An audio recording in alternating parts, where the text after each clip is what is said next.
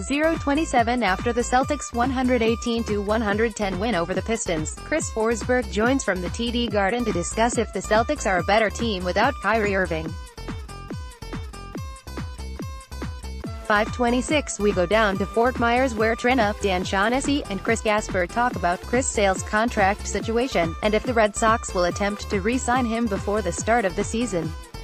9:06 hear from Red Sox President of Baseball Operations Dave Dombrowski and manager Alex Cora about who will be the closer going into the season, as Craig Kimbrell remains a free agent. Click here to download the new My Teams app by NBC Sports.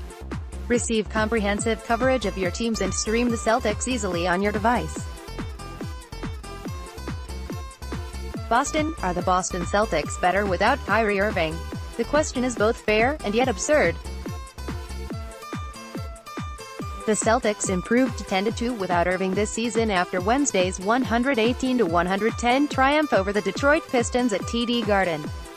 It'd be easy for a casual fan to look at Boston's record sans Kyrie this year, combined with the postseason run it made without him last season, and deduce that maybe there's something to the notion that Boston plays better without Irving.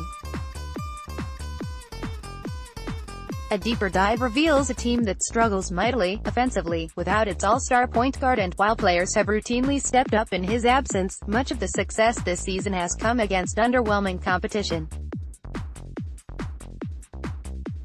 That won't stop the TV panel discussions and sports radio chatter from suggesting that Irving is somehow holding back his teammates when he's on the court. Well, there's certainly something to the notion that Boston is still quite obviously trying to figure out how to maximize all its talent when Irving is on the floor. The numbers paint a picture of a team that would ultimately struggle to maintain its success without him. Celtics coach Brad Stevens was asked about the notion after Wednesday's win and bottom-lined it, "We need Kyrie to be the best version of ourselves," said Stevens, hammering home the notion that Boston needs Irving's talents if this team is to be competitive in a beefed-up Eastern Conference. "And we all need to consistently play better as a group," said Stevens.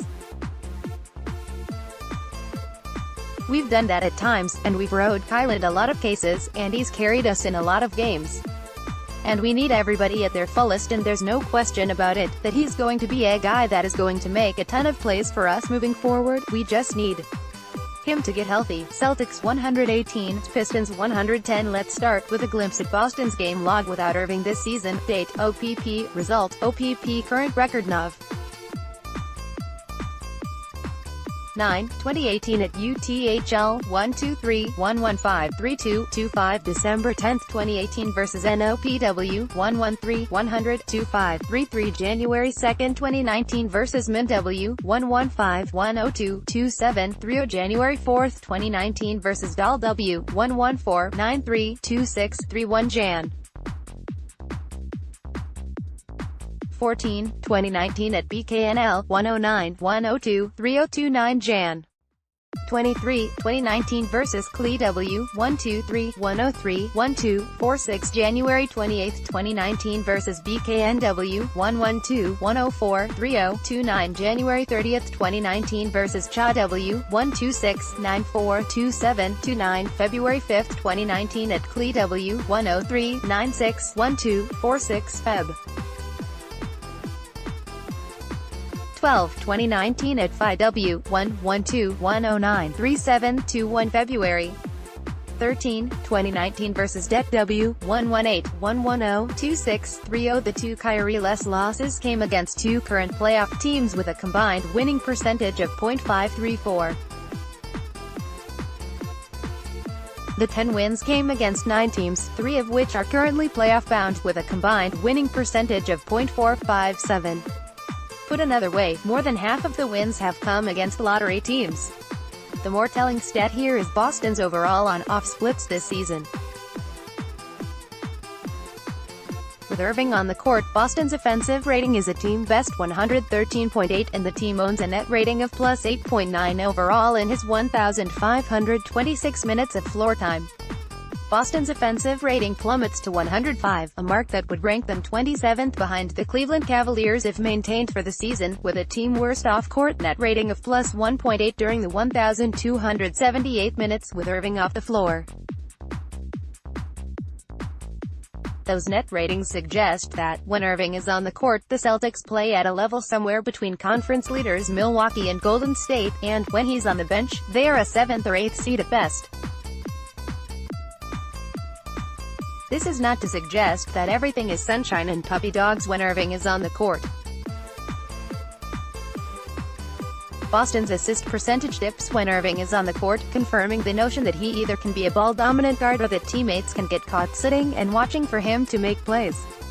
Boston is almost forced to move the ball more without Irving, and that can lead to nights like Tuesday where 6 players land in double figures, including the entire starting 5, but you need only look at last week's eyesore loss to the Los Angeles Clippers, the one in which the Celtics fumbled away a 28-point lead in a game Irving suffered a knee injury in the first half. Crunch time, with Los Angeles playing with confidence, the Celtics didn't have a player they could lean on to score much-needed crunch time hoops.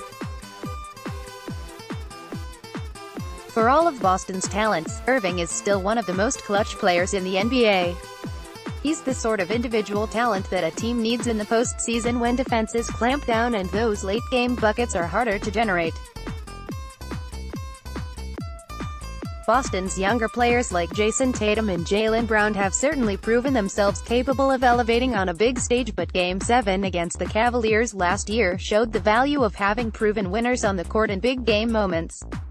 Whenever Irving returns, and it seems likely he'll be ready to go when Boston visits Milwaukee coming out of the break next Thursday night, the team absolutely has to keep working to find ways for all its players to thrive even when everyone is healthy.